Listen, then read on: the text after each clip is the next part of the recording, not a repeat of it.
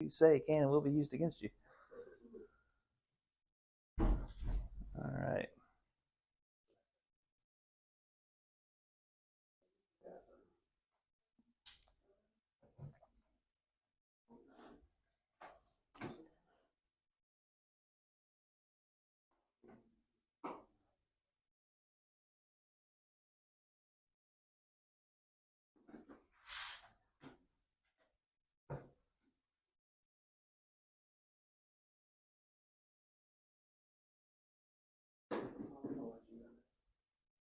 Let's see if I can have having some technical difficulties trying to get this slideshow going.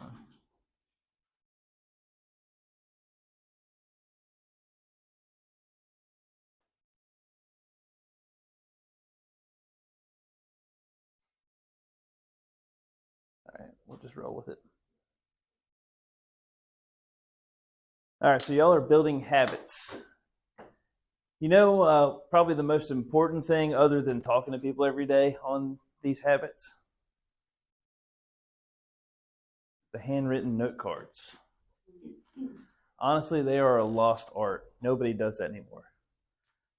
So if you've ever gotten a handwritten note card or a handwritten thank you card, how does that make you feel? Somebody took the time out of their day to write you a note. So when you talk to people, when you have an open house, when you follow up from an appointment, sending a handwritten thank you note, it's worth its weight in gold because no other realtor is doing that right now. So that's why we have that in the daily activities. So as Kip said, my name's Sean McGovern. I have been in real estate since 2006.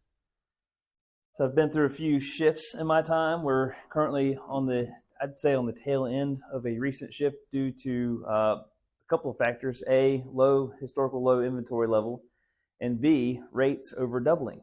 So it's a good time to cut your teeth in the business because there's a lot of realtors right now that are going to get out of the business because things aren't easy anymore. I always like to start off every Ignite session just by going around the room and having everybody introduce themselves and tell me a little bit about why you got into real estate. It's more for me so I can get to know you. We're a family here at Keller Williams Connected. We're an open book, open door company where we all share our secrets. We all tell everybody how we're successful in business, and we share our profits back to our agents. So you ever heard the term rising tides raise all ships? Well, we all have a vested interest in everybody here succeeding because we all share in the profits. So we want everybody to succeed. So I'll go ahead and start with you and just work our way around. Yeah, I'm Jackson. I've been in real estate about a month and a half, and I've just always been interested in it. I thought it was cool, and I eventually like to invest in real estate. So when did you start getting interested in real estate? My old stepdad was a real estate agent, so I kind of grew up around it. And it just seemed like super cool. I didn't like the thought of like just sitting at a desk every day. Yeah, it's a slow death. Yeah. I did that for a little bit in my real estate career. Yeah, so it just seemed pretty cool. Awesome. Yeah. How about you? My name's Rusty, and got my license in October. Been interested in real estate for probably 10 years. I quit my full-time job that I had almost 19 years in Stevens, Lexington, on West South Boulevard. So I quit that job and went and got my CDLs and bought me a big truck. So I drove an 18-wheeler for about 3 years, and I decided, no, this ain't for me. It takes a special kind of person to do that career, but so I decided, to do what I wanted to do to start with. Sold my truck and got out of the trucking business and got my license. Nice. Awesome. How about you, Bill? My name's Steve. I got my license back in April of 2022, I think it is. Yeah. I was at Century 21 in Myrtle Beach. And unfortunately for me, the rates just went up when I got in. Yeah, so you jumped in right when the faucet turned off. Yeah. So, yeah, I learned a lot through the hardship of working from April to November with no pay. But when I got into real estate, I used to watch a lot of shows on HGTV and that, and you know, with the experience I had with my realtors here in Charlotte and Myrtle Beach and that, I just think there's got to be better service.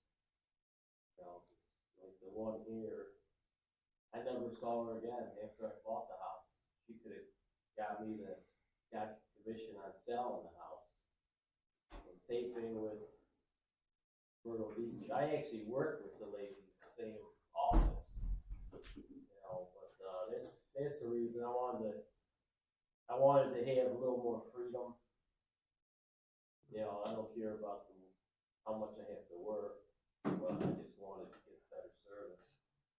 You know. You said a couple of key things there. I tell agents this all the time, that we are not in the business of selling houses. We're in the customer service industry, and we happen to sell houses.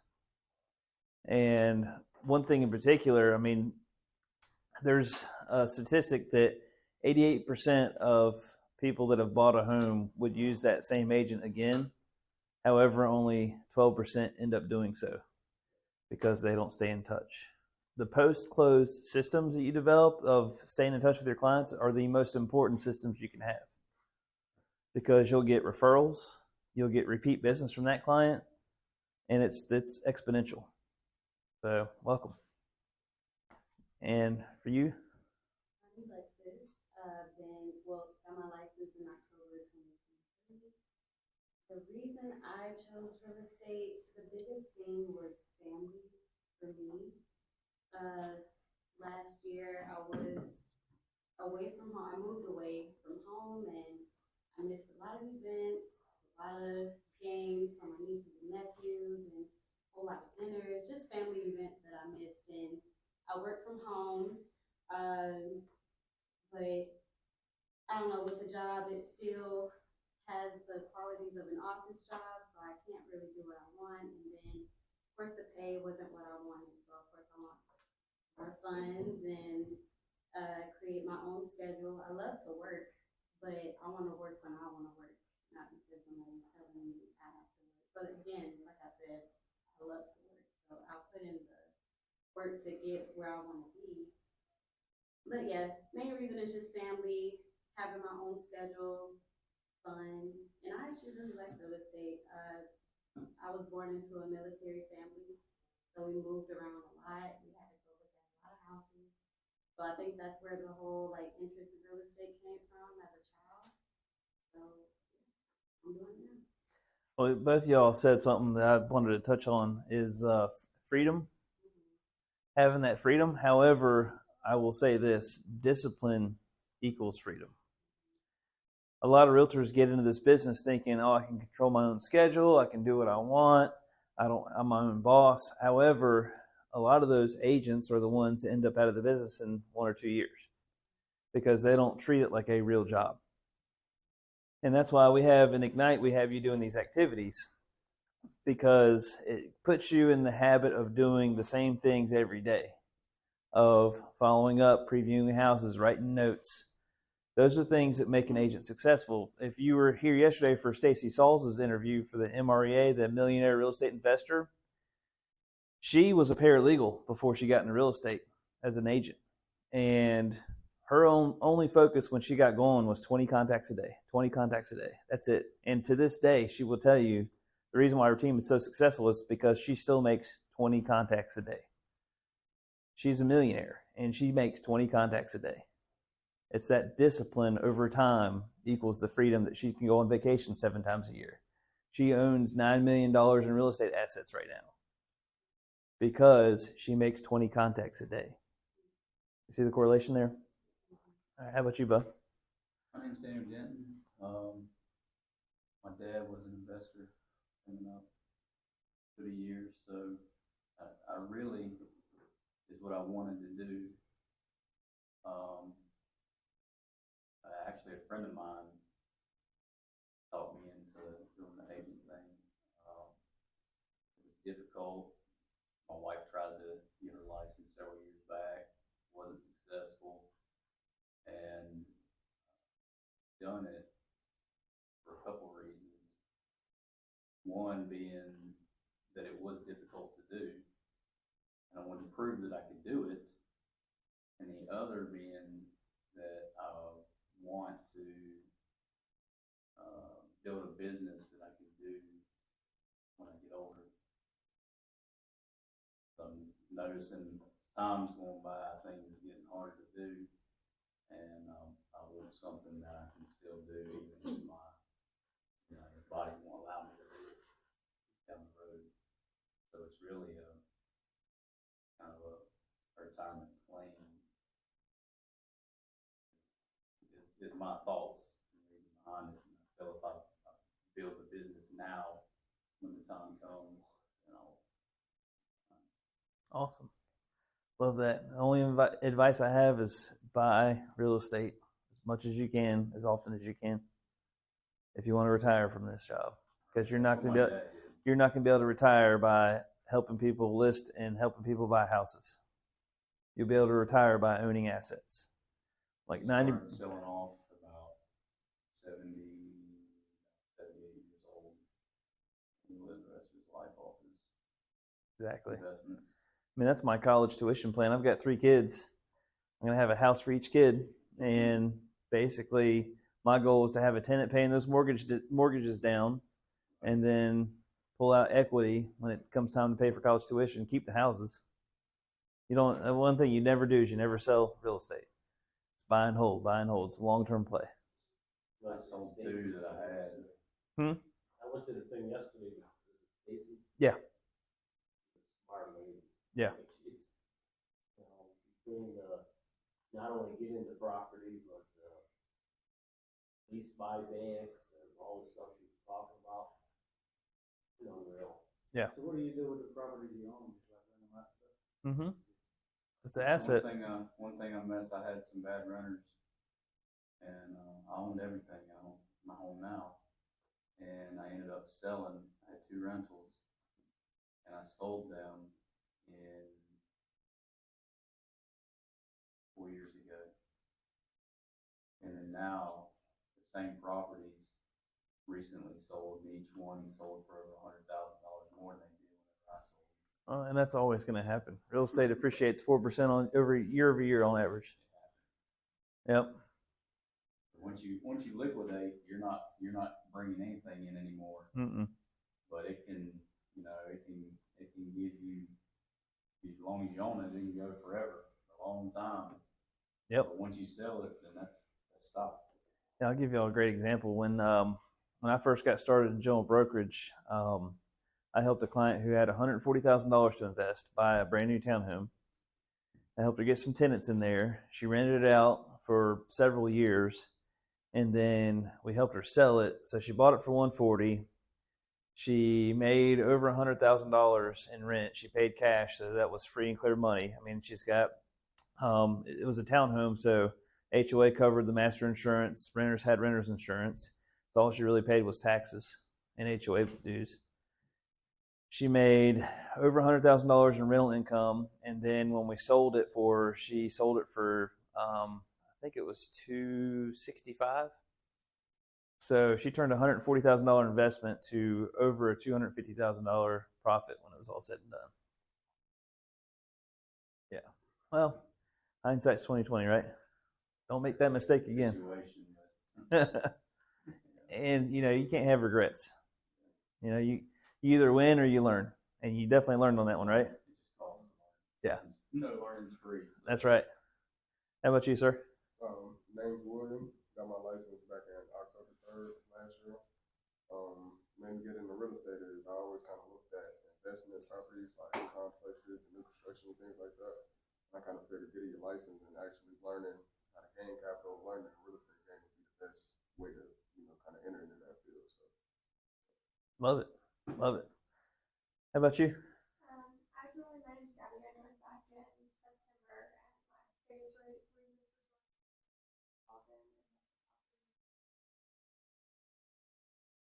Yeah, I work with a lot of investors, and it's funny because they're always looking for a good deal, and I tell them that the good deals don't make it out of our office. I mean, if I go on a listing appointment and it's a good deal and the seller's willing to sell it at a good price and I know that it's got, potential, I don't list it, buy it. So that's how you got to look at every appointment you go on. It's an opportunity for you. Can you control it? Can you own it? Can you do a seller financing? Can you get creative with the financing? The last thing you want to do is actually list the property, which is what you're coming on the appointment for, right? So wrap your head around that a little bit. All right, how about you, ma'am? I'm Melissa. I've been interested in real estate forever. My grandmother was a real estate agent, and she used to and it was the most fun thing to me. But when I lived in New York, I just didn't pursue it. And when I moved here, the timing just was never right between kids and my husband starting a business and everything else. So I guess now that I turned 40, and I was like, I'm gonna do something. I'm just gonna do it, and I did. And yeah, my goal really is to help my husband kind of alleviate some of the stress in his life because he's always working so hard. And the moment he wakes up, he kind of goes to bed to make sure that me and the kids and my mom are always taken care of. And I feel like that's a lot of stress for him. And me doing this will kind of alleviate some of that for him and hopefully set us up for retirement later on is kind of my goal. Hope is not a strategy. I know. You will set y'all up. I'm just gonna do it. That's right. You got this. How about you? I'm Megan. I got my license back in October, and I got into this mainly for more flexibility. I was previously in the mortgage industry for like 13 years and had a kid recently, so I don't want to be changing this anymore. Yeah, like I said earlier, it's a slow death. That's awesome. All right. Hi, I'm Wendy. I started here in September. I've been in and out of real estate from sidelines and participating for like about 25 years. I just decided recently to just focus on this area and learn what investing and helping people. Nice. Yeah. Hey, you said something I love is helping people. That's what this job is all about. As a realtor, I mean, our job is to be a fiduciary to that client to look out for their best interests, even when it negatively affects you.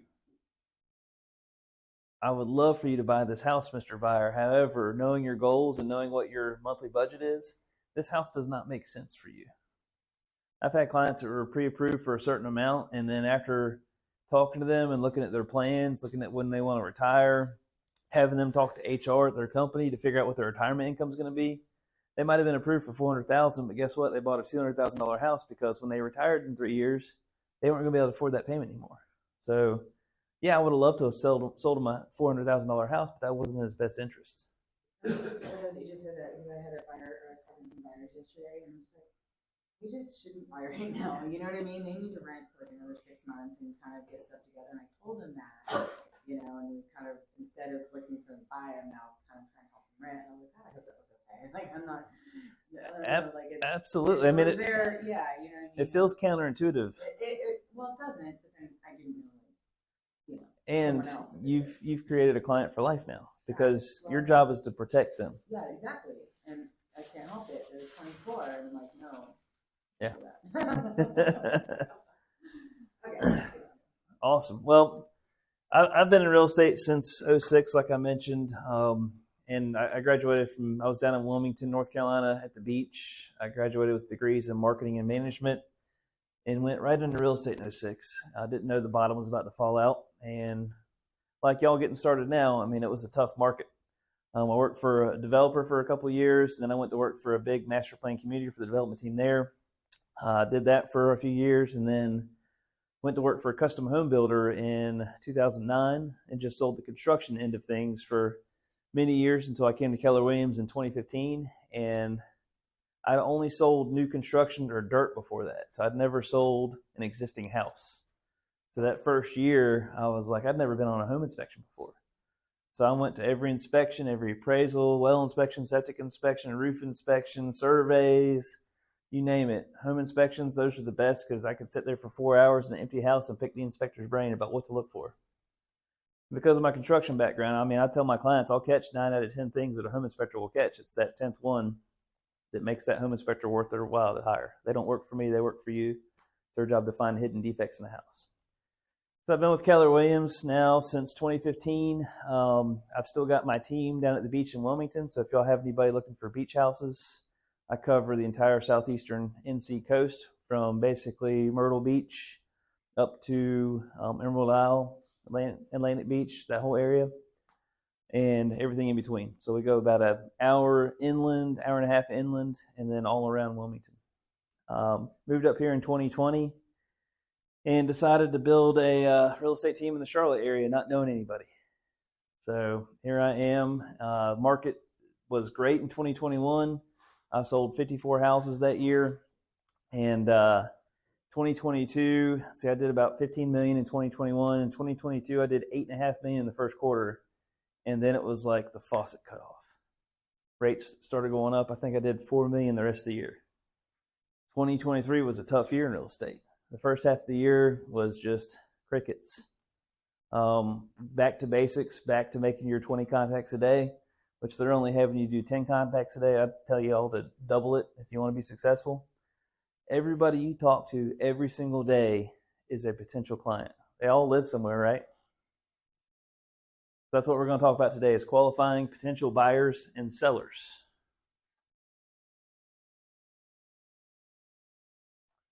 Let's see here.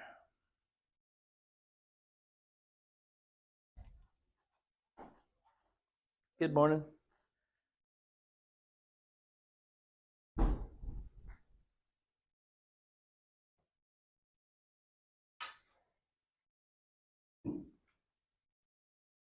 And what was your name?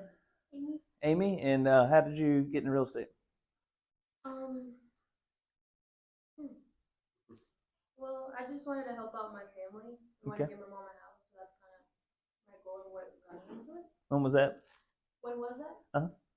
About a year ago, maybe. Well, not a year ago, a couple of months. Okay. So nobody got their license today, right? No. Okay, so nobody in this room is no longer a new agent.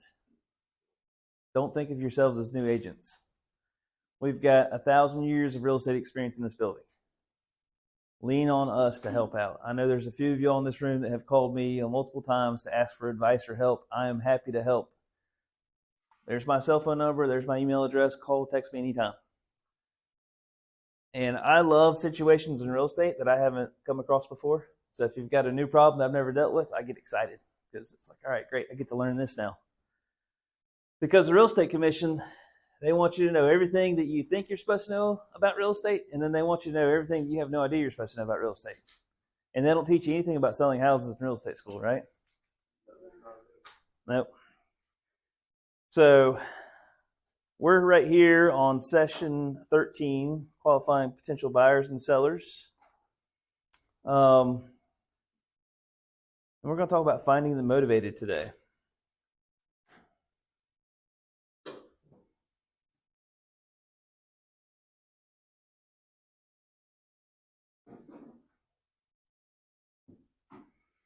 I cannot find the slideshow in here. Has anybody ever used Keynote before?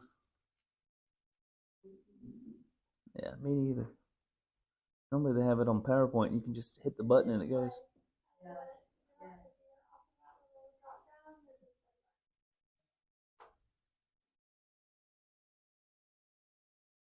Okay, there we go. Look at that.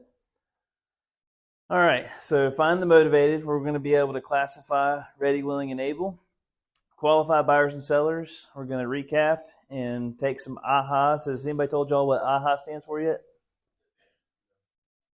Nobody knows what AHA stands for? It's agents helping agents.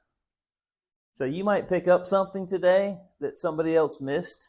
So when we ask for AHAs, just say something that really, struck a chord with you that you're going to take and implement.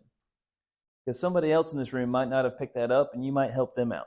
That's what AHAs are all about. Your number one job as a real estate agent is to find ways to get in the path of motivated buyers and sellers. I just picked up a new home buyer lead yesterday. I was at the bank and I am always wearing either a logo shirt or a name tag. One of the best things you can ever do to be successful in real estate is not be a secret agent. You need to let everybody in the world know that you're a real estate agent. You can help out. I can't tell you how many conversations having this logo on my shirt has helped me have. My very first client I ever picked up in Charlotte was a manager of a restaurant. If y'all don't know, Sandra Candler is my significant other. She's who brought me up here to Charlotte. She was in Wilmington. She was running our office down there, and she had a job opportunity up here at Fort Mill and asked if me and my kids wanted to move up here with her. So I said, sure, that sounds great.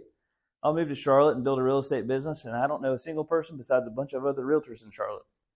So we typically go on a date night every week, and we were at Morton's Steakhouse in January of 2021. I'd been here for about a month, and the general manager walks around and comments on my shirt. Asked if I was a builder. I said, no, but I help a lot of builders, and I help a lot of clients of builders. Explained a little bit about what I do, and he said, oh, my wife and I are looking for a house. I said, well, that's great. I'd love to help you all out. And he said, oh, we're already working with an agent. I said, okay, well, I don't want to step on any toes. I said, but here's a couple of my business cards. I'm sure in this restaurant you deal with a lot of people that might be, visiting the area or might be thinking about moving to the area. So I'd love for you to pass along my information. About 3 weeks later, my command website starts blowing up with inquiries. And I get on the command website and look to see who it is. And it was the general manager from Morton's. So I called him and I said, hey, man, what's going on? Are you everything all right with your agent? He said, actually, we just fired her yesterday. In 2021, it was difficult for buyers to buy a house. In North Carolina, you got that due diligence fee, and what agents were doing was coaching buyers to take that due diligence fee and multiply it. So before we were seeing like $500 for a due diligence fee, people were paying $50,000 and $100,000 in due diligence fees in 2021 to leverage negotiations to get the house. They were not only bidding way above the list price, but they were offering non-refundable money that was absurd. So I took a look at their goals, and he wanted to be within 30 minutes of Morton's to have a short commute to work. They had some money saved up. They were looking at an FHA loan, which requires 3.5% down. And so I talked to the lender, and I said, hey, instead of them paying that 3.5% down at closing, can we just use that 3.5% as due diligence fee? He's like, absolutely, as long as we can source it. So I showed them houses for 2 weeks, and they'd been working with their previous agent for 6 months and couldn't get a house. I got them under contract in 2 weeks because they were only putting up like $2,000 in due diligence on every one of their offers. And the reason why they fired their agent was because she refused to put in an offer on a house. She said, y'all won't be able to get that one. I'm like, we can at least try. No, I'm not going to do that. So kicked her to the curb. So we offered, we found the house that they loved. It was out in China Grove, which is about a 45-minute drive from here. And I mean, when you're building your business in a new place, or if you're, a fairly newer agent, I won't say new agent, you do whatever it takes, right? So we found the house that they loved. 3.5% of the purchase price of the house was $8,000. They had about $20,000 in the bank. I said, so let's put $8,000 down for a due diligence fee. And he called me back and said, no, let's up it to 10. He said, I really want this house. And so we got it. So you have to get in the path of motivated buyers and sellers. And the way you do that is make sure that you are advertising everywhere you go. I've got a red polo with the same logo on it, and I was wearing some khakis in my red polo one day, and I stopped by Target for something, and I had somebody ask me what aisle the Gatorade was on. And I said, well, I don't actually work here. I'm a realtor. If you know anybody that's looking to buy, sell, or invest in real estate, I can help you out. I said, but Gatorade's down here in the grocery section. So you just never know. People laugh. People laugh about it. I mean, when I'm checking out at the grocery store, every person you talk to every single day, the barista at Starbucks, they're a potential client. They either rent or they own or they're still living with their parents. So you got to look at every single person you talk to every day. You got to eat, sleep, and breathe real estate to be successful. Every day you talk to people that are potential clients for you. You just got to reach out and grab it. So finding the motivated, that's the hard part. That's what we're going to talk about today. You might talk to somebody who's interested in buying real estate, but how motivated are they? Can you keep the other screen up, please? Let me figure out how to do that.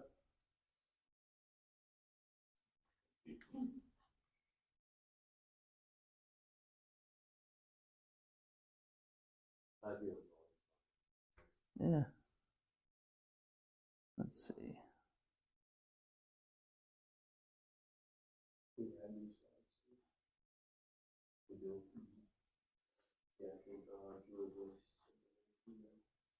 Yeah. That's fine, go ahead. Here we go. Gotta love technology. Find the motivated.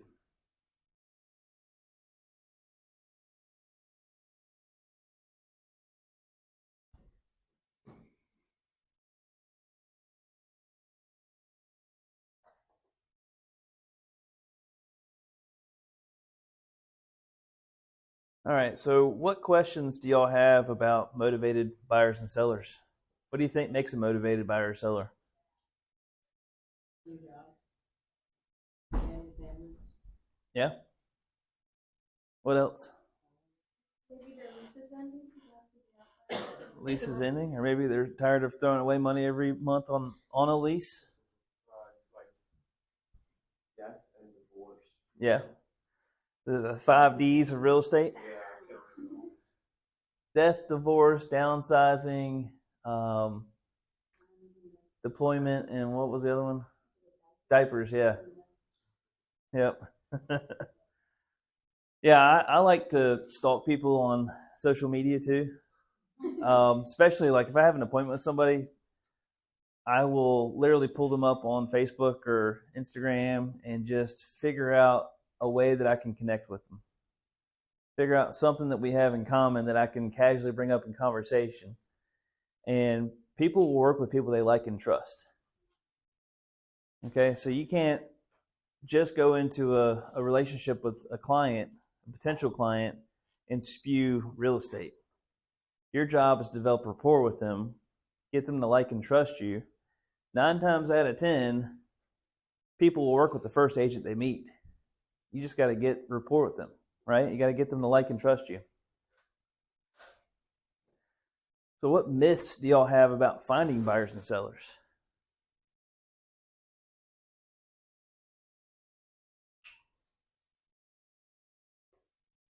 Does anybody have that I'm a new agent fear in their mind? Yeah? Need to kick that to the curb. Get that out of your head because you're not. It's more of a confidence thing for me because I'm new, I'm scared to ask me questions and nothing. I mean, I understand we got a whole team here that's willing to help, and I saw that firsthand. They were like, help us. But I don't know, sometimes you just feel like you need to have that answer when they ask you, and if you don't, I guess I kind of feel like they have to. I'll give you a great script for that. When people ask me something I don't know, I let them know I'm a true professional. I'm going to tell you what I know and I know it. And I'm going to tell you what I don't know and I don't know it. However, I know where to find the answer. Let me write that down. I'll get right back to you. Facebook, Color Women's Connected. Call Sean. Need some help. What are some other myths y'all have? And that, by the way, is a limiting belief. The general public, they have no idea how to ask qualifying questions for a realtor because buying and selling real estate is such a daunting process that people only go through about every 7 to 10 years that they don't even ask. It's not like you have a brain tumor and you're going to go to multiple neurosurgeons to get different opinions. I will say that sellers will go and interview a couple of agents, but buyers, they will typically work with the first agent they come in contact with. If they like you and trust you, they don't care how long you've been in the business. As long as you're coming from contribution and doing the right thing and have a high level of integrity, you'll be all right. If you're doing unethical things and cutting corners and steering people to buy a house and pushing them to buy a house they can't afford, you won't be all right. What are some other myths?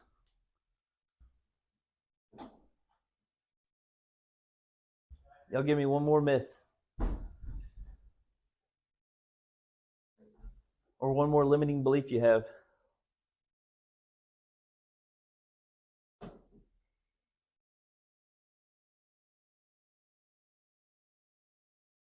Sorry, we're doing myths you have about finding buyers and sellers. Oh. Now that I figured out how to go back. Just the back arrow button. It's that easy. I was trying to make it complicated. I was hitting like shift and...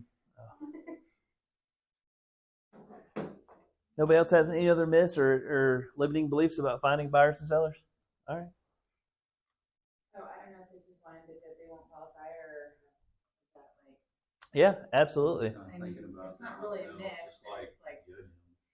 well, not judging them, but like just feeling like you go out there, but you're talking to a bunch of unqualified people who really are gonna like not Well, ready to do stuff or and how do they know that they're not qualified? once you if you realize like once you talk to them, you Yeah. get to know that they might not be having the money to buy a house or credit or the things that will definitely stop it. Not because I'm just Yeah. curious or just I assume. Now, I want to dig into this a little bit. Okay. People don't make enough money. Their incomes are way too low. I know we have loans for them too. Mm-hmm. We do loans for them, but when their expenses, they just people who need to get a better hold of their finances. Yeah. I'm just saying they wouldn't be. I mean, they could be future, obviously in the future, but you know, you're trying now to get people like I don't know. It's not even a myth, but I'm just saying. The people have more of a myth that they won't qualify. Right. Yeah. But there's a lot of programs out Yeah. there that, you know. Well, there that's. are a lot of people who just won't. I mean, I'm sorry, nobody's gonna want to do it. Yeah. But there are programs out there. Well, and that's why you have to get them to like and trust you first. So the most important part of that process is developing rapport with them, get them to like and trust you, and then have them just have a conversation with the lender. That's yeah. You know, pull their credit profile. You know, we've got First Federal Bank, we've got Movement Mortgage here in the building. Yeah, that's what we're trying to get right now. And they will be more than happy to pull credit for a client. They'll give them Yeah, I was looking at like yeah, they'll give them free advice on how to improve their credit, on things to pay off, things not to pay off. And there's multiple programs that lenders have, and every lender has different guidelines and thresholds. I know Matt Krasnoff has, in February, he has a $15,000 first-time homebuyer grant. should I go call him or I was looking for the movement mortgage. Yeah. Yeah, I know. There was an old person on the phone, but okay. Yeah, Kate. I mean, I had gone again to movement. I guess they found an email me like yesterday. Text or call? I called for I mean, I'm saying text or call them. Matt or Katie Underwood. Okay, Yeah. so Matt, I was worried about Ed Butler. Yeah, Ed. So Ed owns the team. Katie is a mortgage broker on his team. Okay. Ed's not here all the time. Katie's here a lot more often than Ed is. Okay. Well, I'm not just a second. I'm sorry. I'm not. No, you're good. That's the big thing. I want to get the ammunition to talk to people. You know, like knowledgeable programs. Here, text Katie. So Movement has, and this is why I tell my clients I know enough about the financing part of it to be dangerous, and I do know quite a bit about the financing. However, I want them to have a conversation with the lender because things are always changing in the financial world. And you know, when the mortgage crisis happened in 07, 08, they completely changed the way that mortgages are underwritten and the hoops you have to jump through. And then when COVID hit, it got even tighter. Right? So they were doing job verifications after COVID 3 or 4 times because people were losing their jobs left and right. So the hoops to get a mortgage have gotten tighter. And that's why I always defer to the professional in that industry. I stay in my lane. In Movement, they've got a boost program for first-time home buyers. There's NC housing grants. There's First Federal has a first-time home buyer grant of $15,000. So ask a lender to go grab coffee. They will love to go grab coffee with you for 30 minutes any day of the week. Pick their brain. Learn. Attend classes. I know that I think Movement's coming in right after this class to talk about Lending 101. So I think Katie's actually coming in right after. Yeah. Okay. Perfect.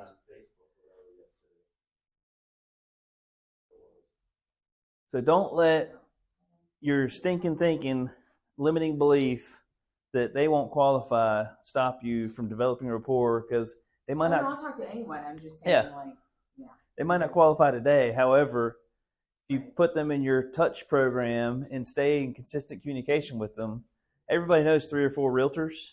It's who are they going to use when the time comes and they have a real estate need. So that's why you have to stay in touch with these people, even if they're 3 or 4 months out or 3 or 4 years out. You know, and there's a 36 touch that y'all have learned about in previous sessions. The most important of those 36 touches is the 4 quarterly phone calls, voice to voice. I'll give you Matt too.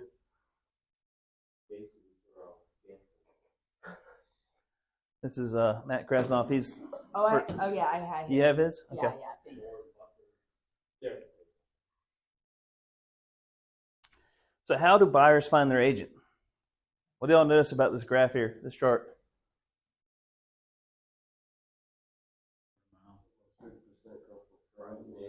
Yep.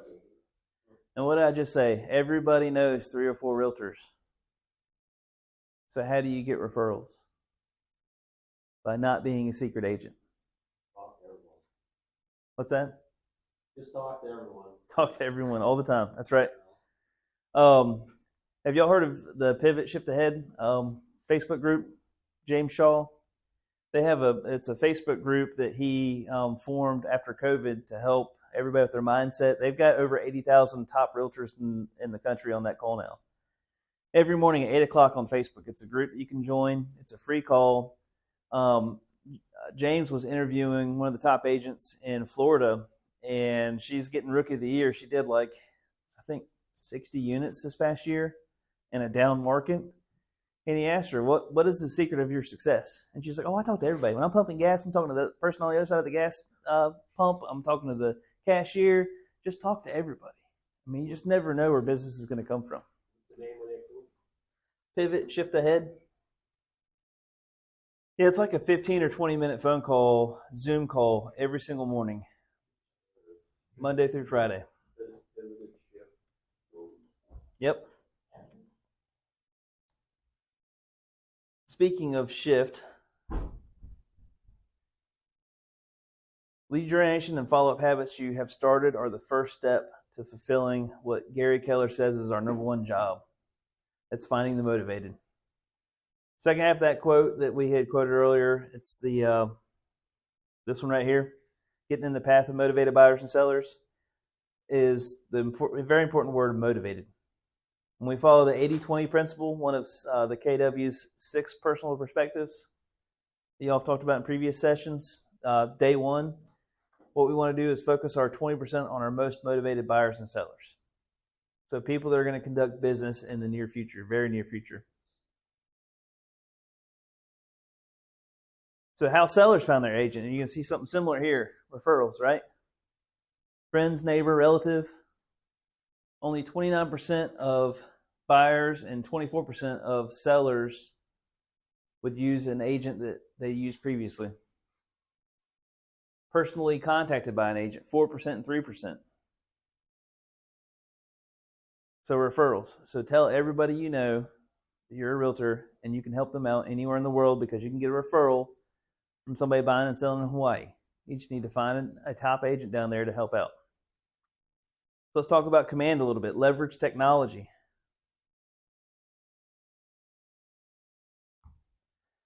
So this is a way in command that you can track everybody. So once you put your contact in command, you put them in your pipeline, you put their expected transaction amount, volume amount, you can start tracking your pipeline.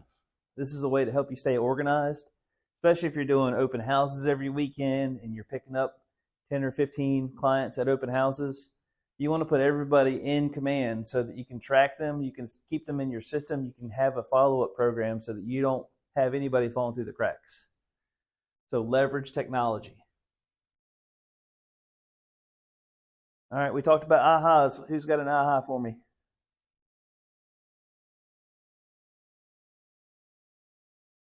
Nobody learned anything in the first 30 minutes. Wow. Okay, well, I think it's good not to have limiting beliefs. Limiting beliefs, yes. Well, the higher the percentage of people who go for, people close to them. People close to them or people they know? People they know. Okay. Referrals.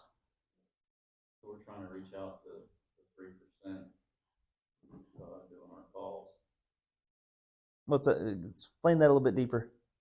Like it says on the board up there, 23% choose their agent 3 calls. Let's pull that back up. 1,000 calls. I think. That would get free. You're talking about the personal. Yeah, it says, personal contact by an agent. So I would assume it's a phone call. Like a personal So contact. that is basically a cold call. Right. That's what we refer that. And us starting out is basically our calls will be cold calls. Well, who here has a cell phone? Right? So how many of y'all have contacts in your cell phone? That's who you should be calling. Well, it's still a cold call, especially if you haven't talked to them in years. Who cares? I don't know, I thought the same Just the thing. way he Yeah. he said, you know, Well, I thought the same thing when I first started doing it. I was like, I ain't told these people in 20 years. They're gonna feel like I'm, because they probably, a lot of them seen on Facebook that I'm an agent now. And then when I call them, they're gonna be like, man, he's trying to get business. But it ain't good like that. I mean, Well, did everybody I called, they just. y'all learned about the Ford script, right? Family, occupation, recreation, and dreams? Yes. Okay. Well, I'll give you the easiest script to ease into those conversations. Is somebody you should have been in touch with that you haven't been? Ring, ring. Hey, it's Sean McGovern. I am so sorry. I have been a terrible friend. I know I hadn't called you in 20 years. How's your family doing? Awesome. Are you still at the same job over at yada yada? Awesome.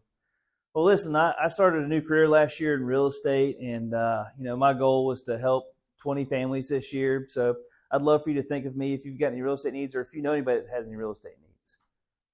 Talk a little bit more. Okay, great. So y'all have any vacations planned for this year? Anything fun, exciting that we can cheer you on from afar? Awesome. What are your goals for the next 5 years for your family? Are y'all planning on staying in that area for the next 5 years? That's how you do the Ford script. It's called the Ford sandwich. Start with family, occupation, talk a little bit about real estate, and then go to recreation and dreams, and then close it.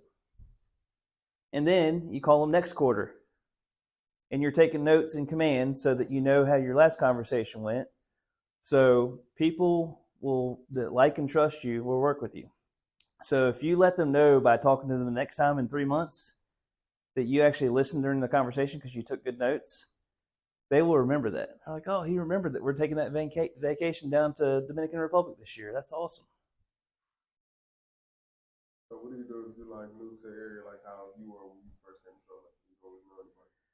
Open houses, open houses, open houses. Talk to everybody you know. There's a plethora of open house opportunities here. So stay on our Facebook connected group. I know Dream Team United, every week they post 5 or 6 open house opportunities. Jump on it. And in the shift book, there's what's referred to as the 7th level open house.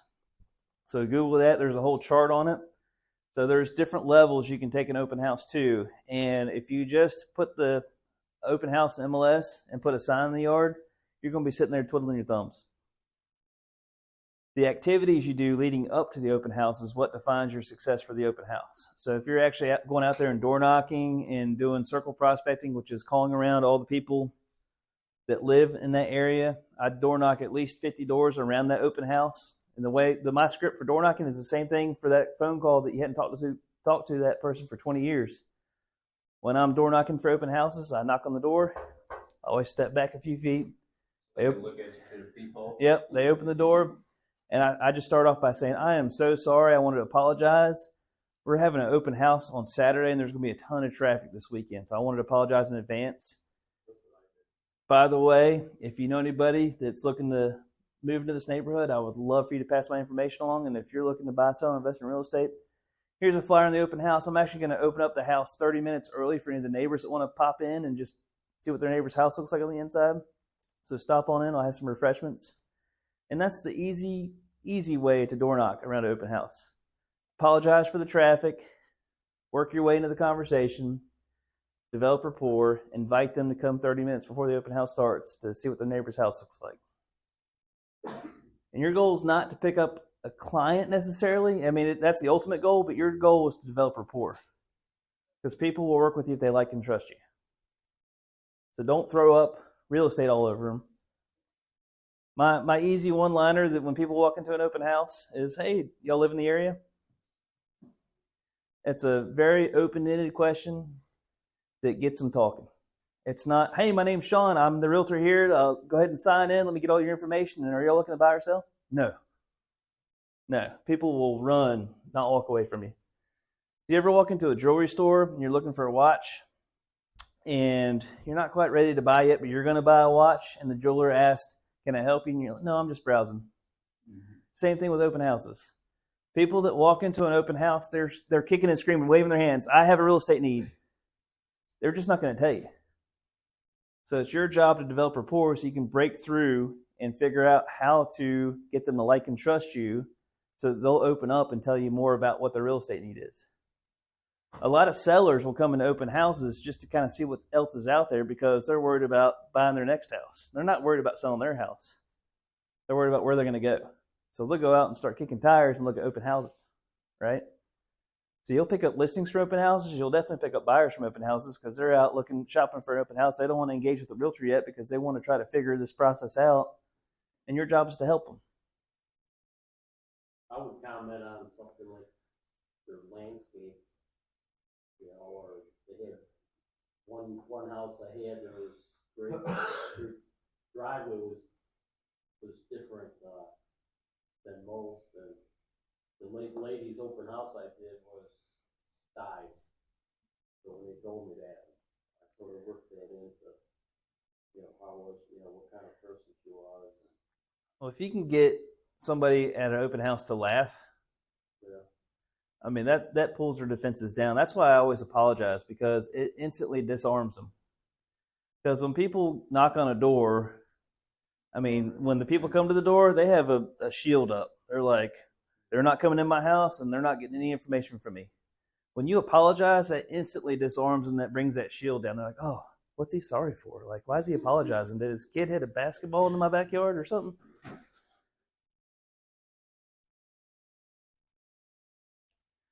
So classify ready, willing, and able. Focus becomes increasingly possible in direct proportion to how clear you are about what you want, when you want it, and what you must do to get it. That's from the MREA, the Millionaire Real Estate Agent. The key thing here is this is not only true for you, this is true for your buyers and your sellers as well.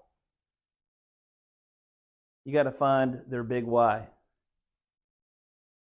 And one thing, my class that I love teaching the most is the class that's being taught tomorrow, or the next session, the Win the Buyer. It's finding out people's motivation. And you have to dig 3 levels deep on that.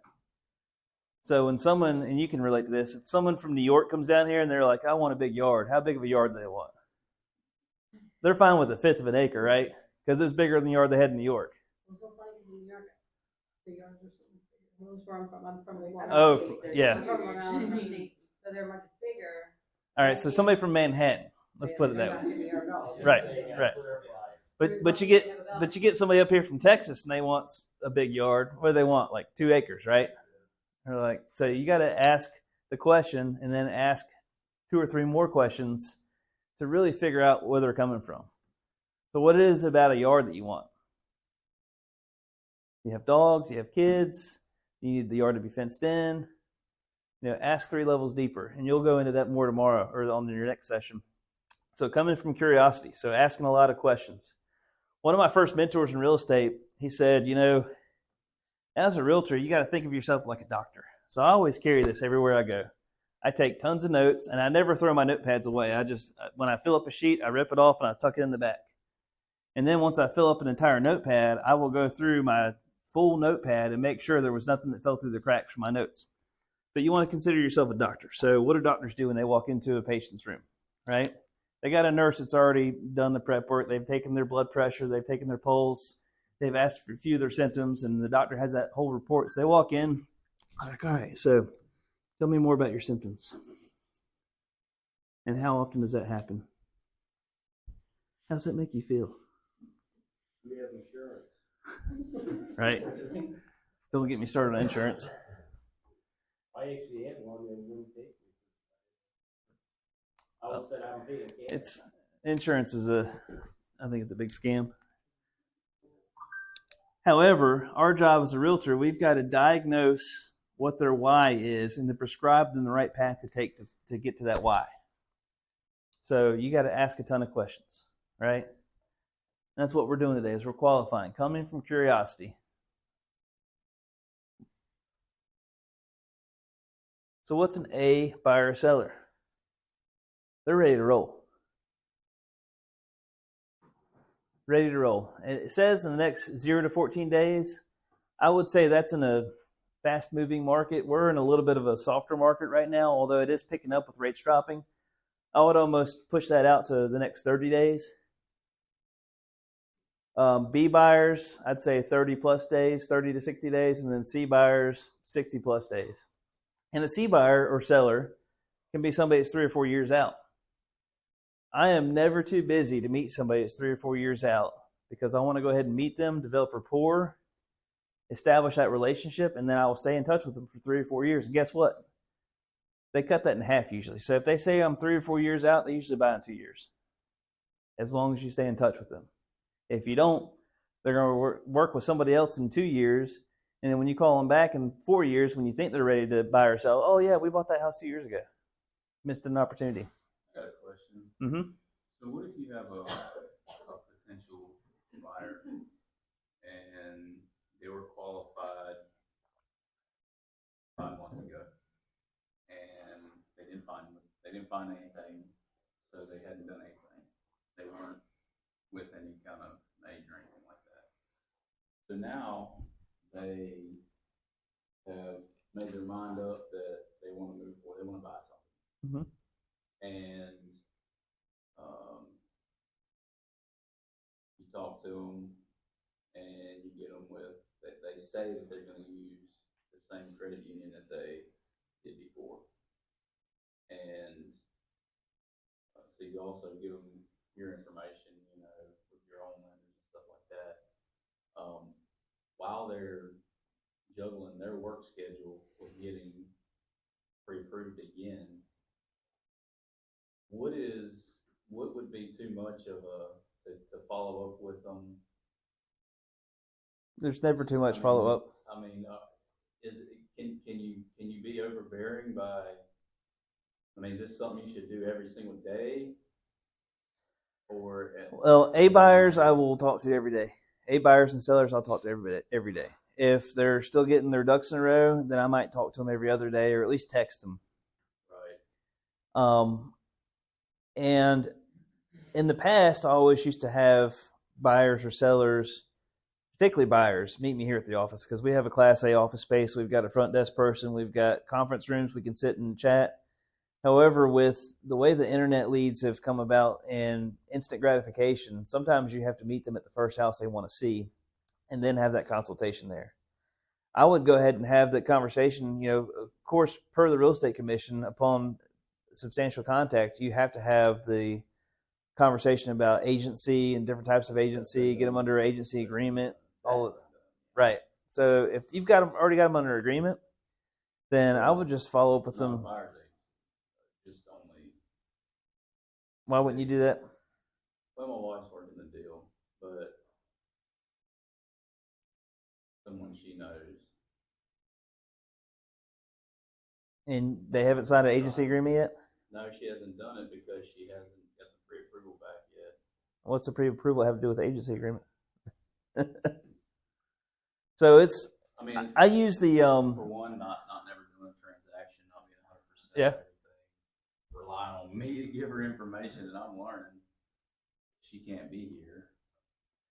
Well, when you're talking to somebody on the phone, you're either A, closing for the appointment, or B, closing for an agreement to get to the appointment next. If you're providing them value and providing them information and helping guide them along in the process, you need to have an agency agreement with them. I tell people that I consider this to be a non-binding agreement because if for any reason whatsoever you choose you don't want to work with me anymore, I'm happy to terminate it. However, if I'm going to be providing you advice and sending you homes, I need to have an agreement in place per the real estate commission so that you know that I have your best interest in mind. And you want me to be giving you my best advice, correct? So let's go ahead and sign this agreement now. I make them out for about 6 months at a time. If for any reason whatsoever you choose you don't work with us anymore, we're happy to terminate it.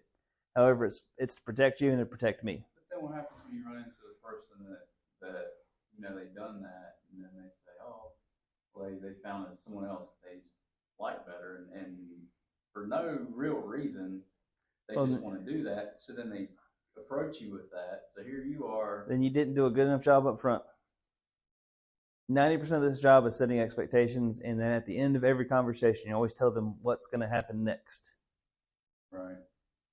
And you have to develop that rapport and set those expectations and ask enough questions in the beginning so that they like and trust you.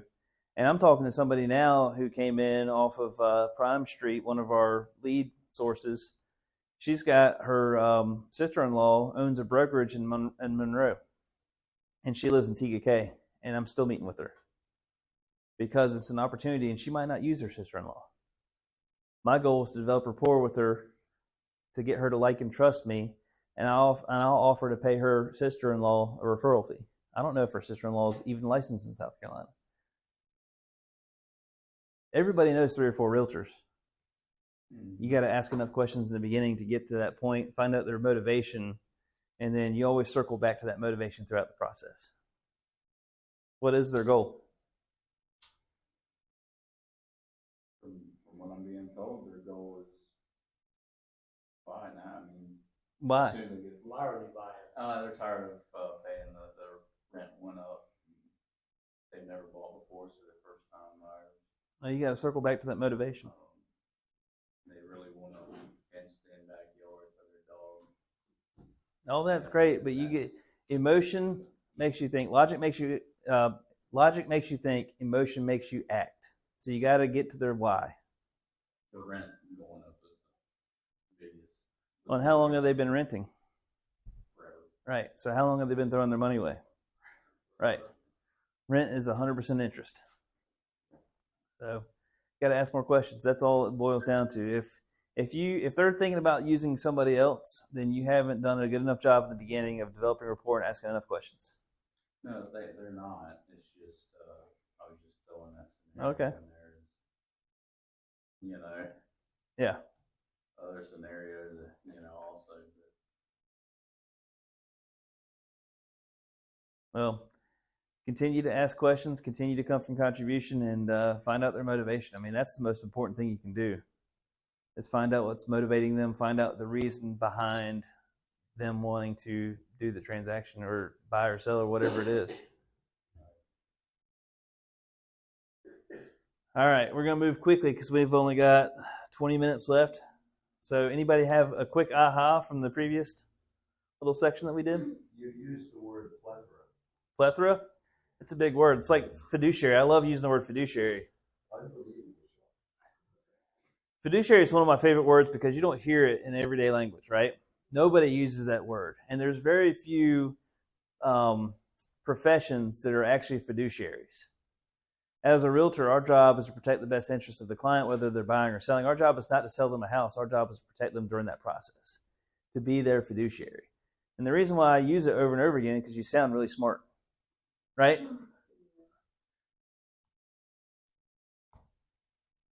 So why would you qualify somebody? Make sure you're not wasting your time. You might not get qualified. I love that. I always tell people I don't want to waste your time, and I certainly don't want to waste my time. So I'm going to ask you a few questions to find out a little bit more about what you're looking for, find out a little bit more about your situation so that we can best help you. Why do you want to document it? You can refer back to it later. That's one good reason. What's another good reason? We don't forget. That's a great reason. Kind of the same thing. Saying document it like Write it down.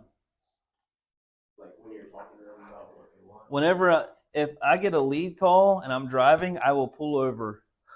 Seriously. I carry my notepad with me at all times. Yeah. Just show that you care. Nobody knows how much you care until they know how much you care about them.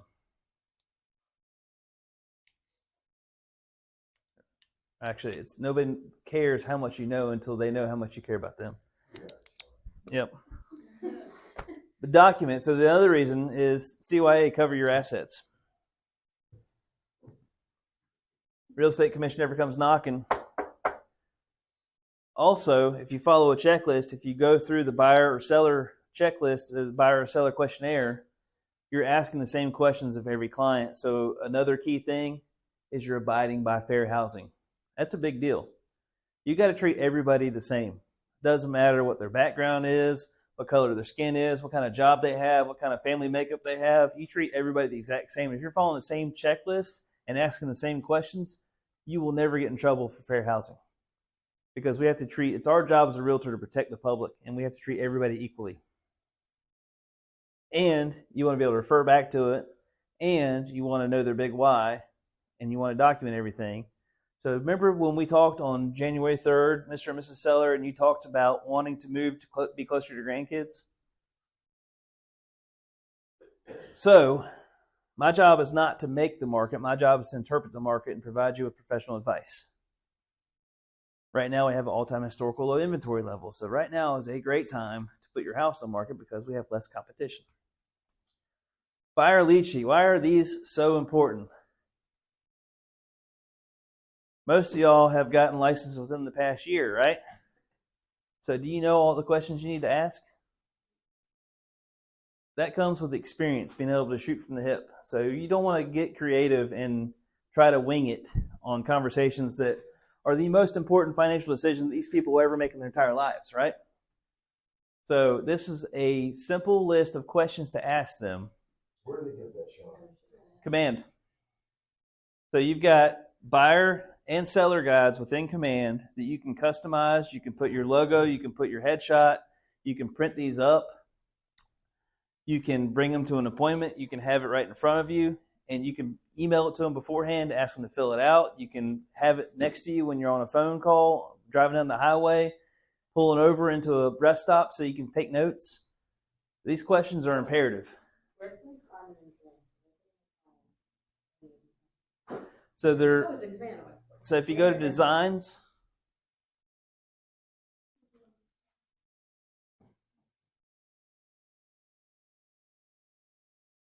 there's buyer and seller guides and designs.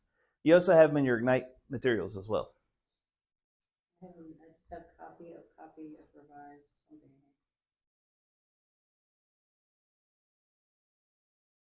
So here's one of the most important questions. Has an agent taken you out and shown you any properties? And guess what? A lot of people will just say yes, just to, especially open houses, just to get you off their back.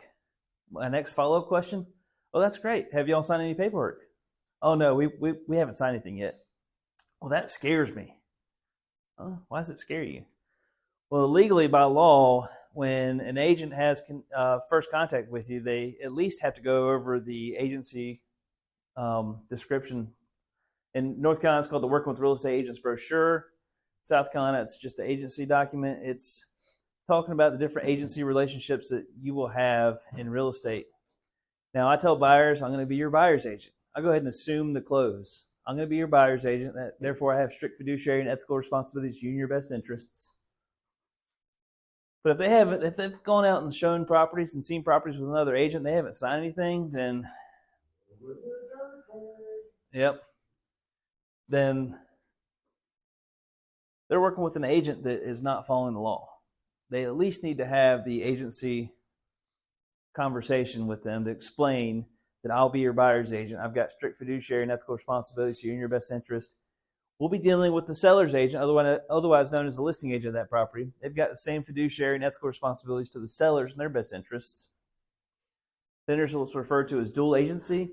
That comes into play if we're going to go look at another Keller Williams listing. The real estate commission says, hey, you both work for the same firm under the same roof. Therefore, we consider it to be dual agency. Just know I'm not going to have a conversation with that agent in the hallway at the office about your particulars. Your secrets are safe with me. It's like hiring an attorney. Is there anybody else buying the home with you? That's when you find out, do they have a significant other? Do they have a spouse? Do they have a mom or dad that's going to be going on the loan with them? You want to make sure that you have all the decision makers for the process involved. Who will be living in your home? How long have you been looking for a home? I'm curious, why are you moving?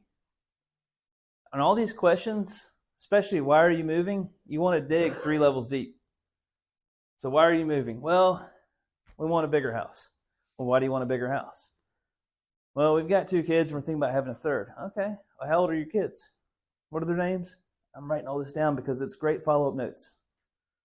So little Johnny, who's 12, and Susie, who's 6, and then we might have another one on the way. Awesome. Are school districts important to you? Do you want to keep them in the same school district? So once you find out a little bit more about why they're moving, then you can have follow-up questions, and you want to go 3 levels deep on each one of those. Are you renting now, or do you own? Do you know when your lease is up? Do you need to sell your current home before you buy or rent your home? Have you signed a listing agreement? When would be a good time for us to get together so I can give you a market analysis on your home? Are you planning on paying cash for your next home? Or are you going to look at financing options? That's a softball question because hardly anybody has cash to buy a house, right? So 9 times out of 10, they're going to be financing. Well, the next follow-up question is, have you spoken with the lender yet? We've got a handful of lenders that have done great jobs for our past clients. I would be happy to refer you to.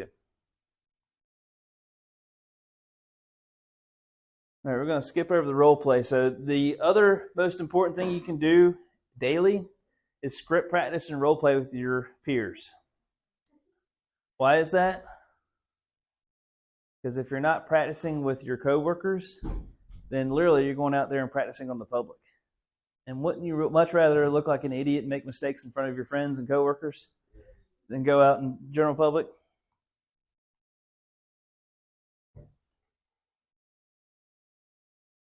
Touch plans.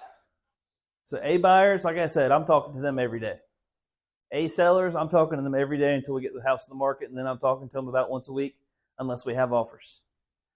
B and C buyers, you want to have them on a touch plan. So 19 to connect, 36 to convert. But the most important part of this entire touch plan is the 4 phone calls. So if there's somebody that's 6 months plus out, you've got to have voice-to-voice communication with them on a consistent basis. Stay on top of them because they will talk to 2 or 3 other realtors throughout this process. And who are they going to use when the time comes? The one that talked the most. The one that wasn't afraid of following up every day until they're converted. 1 to cement, a high-value touch that solidifies the relationship you have just established to open the door for future interactions. We do a lot of client events with our business. So I love, that makes really easy phone calls every quarter to invite them to a client event. Hey, we're doing a kickoff to summer in May at a water park. We'd love to invite you and your family out there. By the way, we're giving away a Yeti cooler at our event, and we would love to have you entered for that raffle. So in order to get in the raffle, you just have to provide us with somebody you know that's looking to buy or sell or invest in real estate that we can help. Love that. Every name you give us, we'll give you 3 entries into the raffle. So do you know anybody today that you can pass along that might have an interest in real estate in the future? Thank you for taking the time to think about that. I'll follow up with you in a couple of weeks just to make sure that y'all are going to be able to make it and see if you've thought of anybody that you might be able to pass along, that we can help. We can help. My goal is to get 1 referral from every one of my clients every year. If you do that consistently and talk to your clients consistently, you will double your business every year. Same thing with sellers. You've got a questionnaire here for sellers. How did you hear about me? Why is that important? To know if it was referred from somebody or where did the source come from? You want to know who to thank. If they heard from me from Betty Sue at church, next time you go to church, you want to bring Betty Sue a Starbucks gift card. Betty Sue, thanks for referring Martha to me. Here's have your next coffee on me. You want to reward the behavior. So if you get referred to somebody, you want to find out where they heard from you from, and then you want to make sure you reach out and reward that person some way, shape, or form. Write them a handwritten thank you note. Handwritten notes just go such a long way. So this goes into motivation. Where are you moving? What's motivating you to move there? How soon do you have to be there? And again, you want to go 3 levels deep. Don't just write down the answer and move on to the next question. Dig a little deeper. Find out what their true motivation is. If we sell your home in the next 30 days, will that be a problem for you? What would happen if your home didn't sell? Logic makes you think, emotion makes you act. So you want to tie emotion into the conversation so that they act. Have you thought about a price that your home would sell for?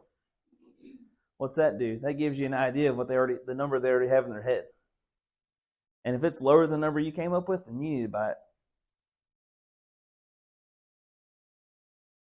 How much do you own the property? I'm going to send you some information. Please review it before we meet. If you have any questions, the one question I love to ask buyers and sellers at the end of our conversation, this is just a blanket question you can ask in just about any situation.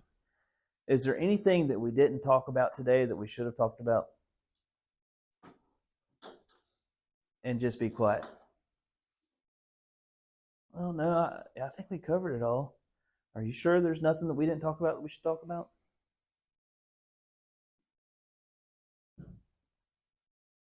Pre-listing questionnaire. We'll skip over the role play. We talked about touch plans. So lead follow-up plan. So follow up, convert, stay top of mind. So this is where y'all need to answer me and answer each other. So these are some more ahas from what we covered today. So has anybody's thinking changed today? Anybody have some limiting beliefs that we help dispel today?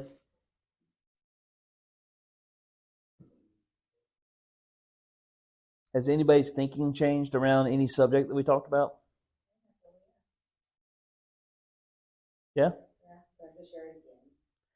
So we covered this, I think, before you came in here. AHA stands for agents, helping agents. Are you here for that? So, yeah.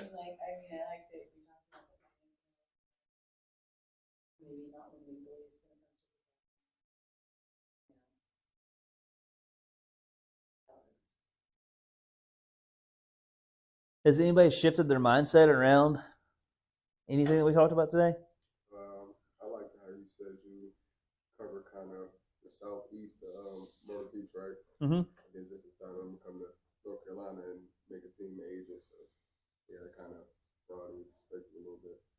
Keller Williams, well, there's the opportunity map within Keller Williams is so huge, and they will help you think bigger than you ever knew you could think before. I mean, the power is in your mindset. Well, I like your success coming here not knowing anyone. That's where I am. So I came here in February again. You know, I lived here 2014, starting over. Possible. It's scary and daunting, and you can do it because every single person you talk to every day is a potential client. You just got to figure out how to reach out and grab it. And then you got to convert it. I like when we talked about the A-buyers, B-buyers, C-buyers, one of those, Don't ever be afraid of following up with a client. Don't ever think they don't want to hear from you. That's a limiting belief. Don't ever think you're bugging them. Yeah, because I'm working with a buyer now, and she works, so she's busy, but I'll send a text, and I won't hear back from her, but then I'll send another text, and I still won't hear back from her, so I'm like, well, I'm not sending a text. But when I talk to her, she's always pleasant and nice, she doesn't make it seem like I'm bothering her, so. Well, if you're really treating your job and coming from contribution and treating your job like customer service and being a fiduciary and truly helping people, then you're never bothering somebody. And I make sure that they understand and know that my job is not to sell them a house. My job is to protect them during the process. Right. It's a different way of looking at things, and not many other realtors say that to their clients. Like you mentioned earlier, HGTV. I mean, I joke with first-time home buyers, like, we'll have our consultation, we'll go out and look at a couple of houses, and then I'll tell them, all right, let's go to a coffee shop, and we got to pick one of those houses. And they're like, what? I'm like, no, I'm kidding. This is not TV. This is not TV. So what do y'all feel differently about? What was meaningful to you today? I think the importance of getting that agreement signed. It's imperative. I don't show houses without having an agency agreement signed. Can I make 2 observations? Absolutely. I'm gonna make 3. Okay. Can I make 3? Yeah. You can only make 2. We agree to it. Number 1, what I keep hearing over and over and over and over and over and over again. All this business is conversations. And whatever you're telling yourself about why you can't have that conversation, it's called a limiting belief. Just a story. And you got to challenge it and get it the heck out of your head. I can't talk to them because of X. You're gonna let X wreck your life. You're gonna let X run you out of business. You're gonna let X make you pass up on a wonderful opportunity. It's just conversations. And that's what we got into business for, right? Unless you get $10,000 to drop on direct mail every month, you're gonna have to pick up that phone or go knock doors or have conversations with people. The second thing is bugging the gang away. Awesome. And the third thing is rule of threes. You remember the rule of threes? Three layers deep. 3 layers deep. We talked about that a little bit today. Whenever you get to a motivation question, ask it 3 different ways. Because the first way is often surface stuff. So, for example, why you're looking to sell? Well, we want something small. Smaller yard, smaller house, fewer bedrooms. Well, yeah, just something more manageable. Are we talking about the payment? Right? You get it to 3 layers deep. Always motivation. Thank you very much. Excellent. Thank you, Kip. Anybody have any other questions? I had to tell Bubba was down here. You guys get Bubba now? Yeah, we're good. Can you put the mic on Bubba? I can. Hey, and don't hesitate to call me, text me. I've mentioned this to a few people in this room. You're never bothering me. There are no dumb questions in real estate when you're asking another agent questions. Okay? And I tell my clients that there are no dumb questions in buying or selling a house. Ask me anything. If I don't know it, like I told you earlier, I'm a true professional. I'm going to tell you what I know when I know it. I'm going to tell you what I don't know when I don't know it. And I know where to find the answer. And I will follow back up with them quickly. Anybody have any questions about why Sean sells? Pretty sure, right? Sure. It helps. I don't see a single name tag in this room. Well, one name tag out of this entire room. What's the requirement, or what if you're wanting a brand, for example, like you have with government? How does someone do that, or what is the process, or what are they required to have done before that? Or Nothing. Figure out your logo. Figure out your slogan. Figure out your what's your why. Why are you in business? And then get creative with it. Talk to Julia Blake. She can help you design a logo. I got this one through 48 Hour Logo, which is a crowdsourcing logo source where you just put a cash prize out there, and then you got basically you've got people all over the world that will compete for your design. And then you've got 48 hours where it's just an open source contest, and you just got to spend time just commenting on everybody's logo and making suggestions. And I mean, there's multiple ways. Fiverr is another way to get a logo. Just be creative with it. so how do you market? I'm saying, I know you market with your name, but That's a John Connection. question. Yeah. That's Yeah. a John. You talking about for When compliance? you're talking compliance marketing, what we can put out, what it has to look like to be in compliance, Right. that's a John question. Yeah, basically you got to have the Keller Williams logo. Each office is independently owned and franchised, and then you got to have the equal housing opportunity on everything you put out. Certain size, certain font, that kind of thing. Yep. Sean's actually not in compliance because he never gave me a shirt. Nope. As soon as I do though, I still won't be in compliance because he's not going to sell any houses for me. Would that be a violation? It would be a violation. I Give know. me a damn shirt, man. Thank y'all. And a great logo. A great logo that's not taken. What's going on? Put this on. Oh gosh. No pressure. Got a teed up for y'all. Actually, pass along your contact info. This lady right on the right, she was wanting to speak to you about a virus she's got. Okay, sweet. I gave her your cell phone. Absolutely. Yeah. So when you actually call me back, we'll just text in the middle of the Awesome. Thank y'all. We're talking to this. Is that possible? We may just pass it around. All right, perfect. Is Yeah, it being thank you recorded? so much. Yes.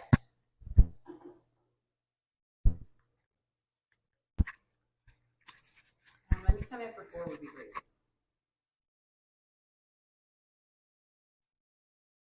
That would be fine.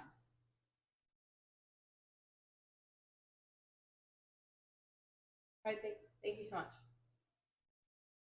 All right, bye. Oh no, you're fine. There he is. What's up? How's everybody? Good. Hey, did you get your microphone? Yeah, do we need a Hey, listen, microphone? let me do. This is Bubba. I know his name. Hey guys. Because his name is Bubba. It's so bloody simple. Yeah. And then you go back, Katie. Yep. That's Katie. I've been told that a bunch.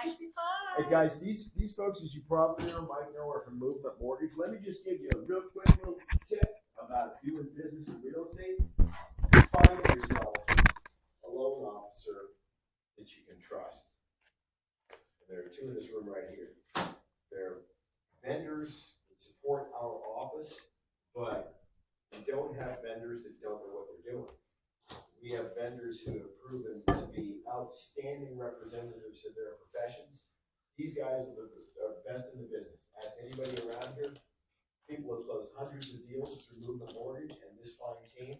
So please, let me encourage you, take down their contact information, ask them questions, and make them your mortgage people of choice. Thank you, Bob. Absolutely. Happy to be here. Did you get the presentation we sent to You know, you can't ask me that question. I bet JD did. We did. I'm going to find JD. Meantime, tap dance. Perfect.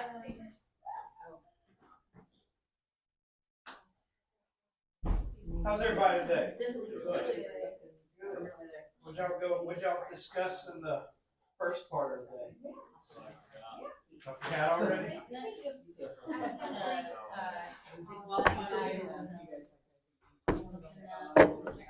Oh, okay. Yeah, yeah.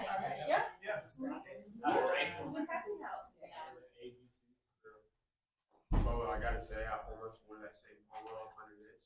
Oh, really? That'd be crazy. We had the same thing. Good, Joy? Yeah. Wait, are you guys twins? Is that what's happening? Not the 100. I almost. Well, wore that. he about wore this shirt. Oh, That's what he was saying. Yeah.